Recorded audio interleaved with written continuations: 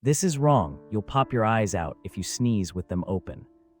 People believe this because sneezes feel explosive, the body tenses, and cartoons exaggerate the moment.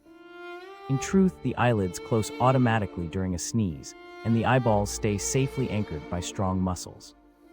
You can sneeze with your eyes open if you really want, but most people secretly blink or squeeze shut to protect them. The real takeaway is simple. Stay relaxed when a sneeze hits and let the body do its job without panicking about the eyes.